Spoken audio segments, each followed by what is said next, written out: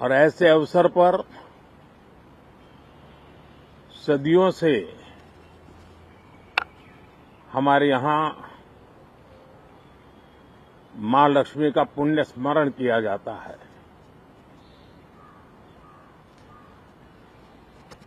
सिद्धि बुद्धि प्रदे देवी, सिद्धि बुद्धि प्रदे देवी, भुक्ति मुक्ति प्रदायिनी, भुक्ति मुक्ति प्रदायिनी, मंत्र मूर्ते सदा देवी, मंत्र मूर्ते सदा देवी, महालक्ष्मी नमोस्तुते, महालक्ष्मी नमोस्तुते। मां लक्ष्मी हमें सिद्धि और विवेक देती है, समृद्धि और कल्याण भी देती है। मैं मां लक्ष्मी से प्रार्थना करता हूं कि देश के हर गरीब एवं मध्यम वर्ग समुदाय पर मां लक्ष्मी की विशेष कृपा रहे। साथियों, हमारे गणतंत्र के 75 वर्ष पूरे हुए हैं।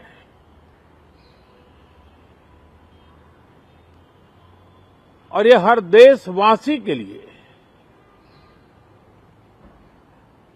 सर्वाधिक गौरवपूर्ण है और विश्व के लोकतांत्रिक जगत के लिए भी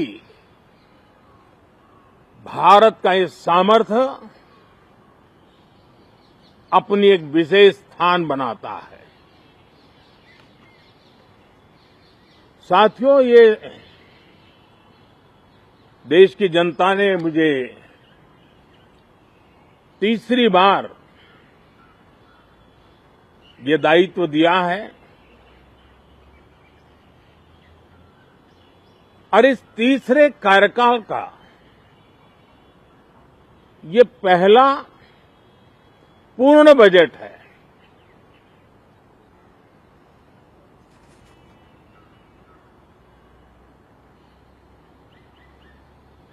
और मैं विश्वास से कह सकता हूं कि 2047 जब आजादी के 100 साल होंगे, विकसित भारत का जो संकल्प देश ने लिया है, ये बजट सत्र, ये बजट एक नया विश्वास पैदा करेगा, नई ऊर्जा देगा कि देश जब आजादी के 100 साल मनाएगा तब विकसित होकर रहेगा। 140 करोड़ देशवासी अपने सामूहिक प्रयास से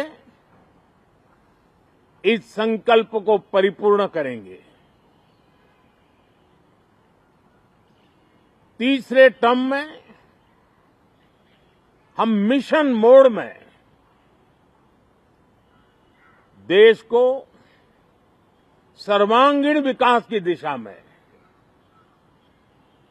चाहे वो भौगोलिक रूप से हो, सामाजिक रूप से हो या आर्थिक भिन्न भिन्न स्तर के संदर्भ में हो,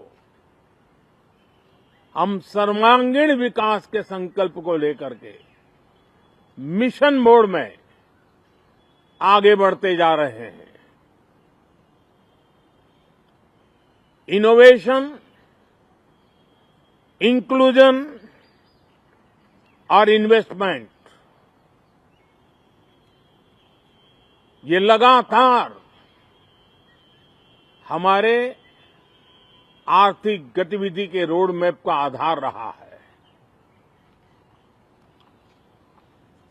इस सत्र में हमेशा की तरह कई ऐतिहासिक बिल पर सदन को चर्चा होगी और व्यापक मंथन के साथ वो राष्ट्र की ताकत बढ़ाने का काम करने वाला कानून बनेंगे।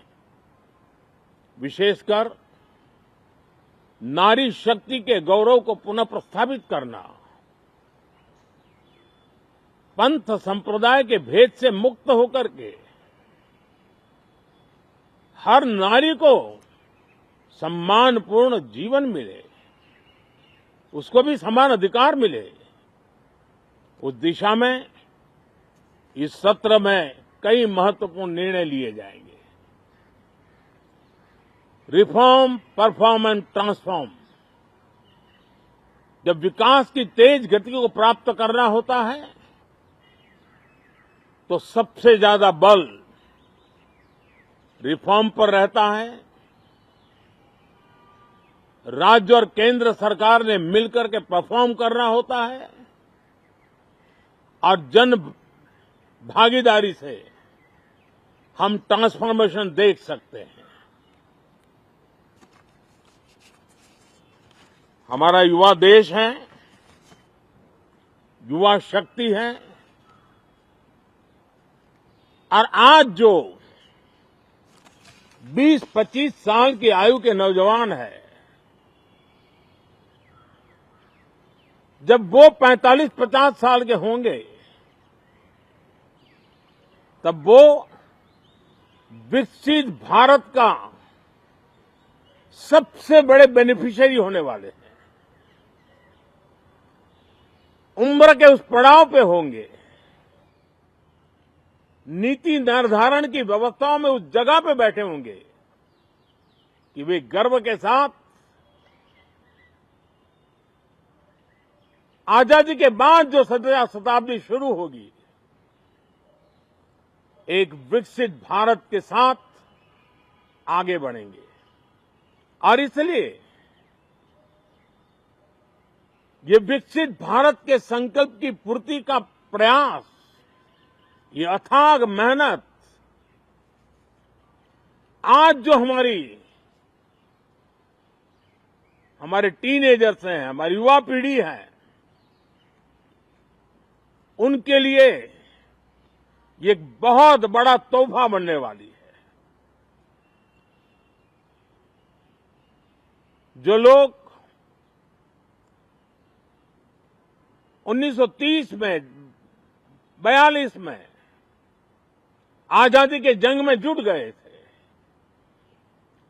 पूरी देश की युवा पीढ़ी खप गई थी आजादी के जंग में,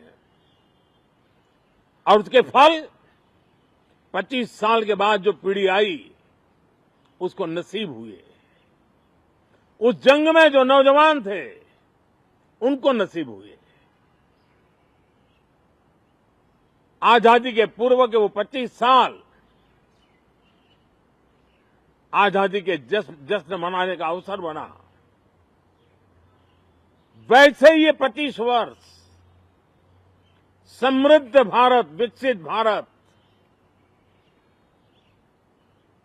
ये संकल्प से सिद्धि और सिद्धि से शिखर तक पहुंचने का देशवासियों का इरादा। और इसलिए बजट सत्र में सभी सांसद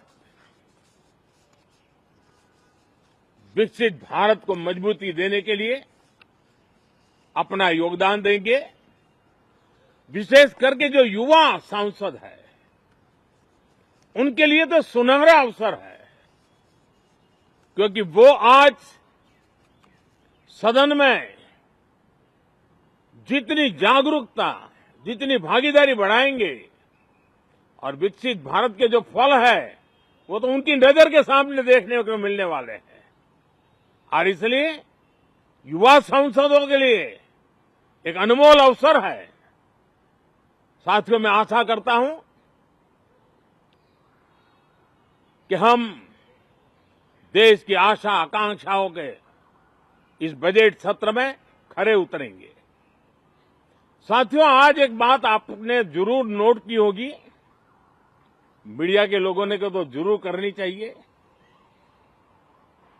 शायद 2014 से लेकर अब तक शायद ये पहला पार्लियामेंट का सत्र है कि जिसके एक दो दिन पहले कोई विदेशी चिंगारी नहीं प्रगटी है, विदेश में से आग लगाने की कोशिश रही हुई है।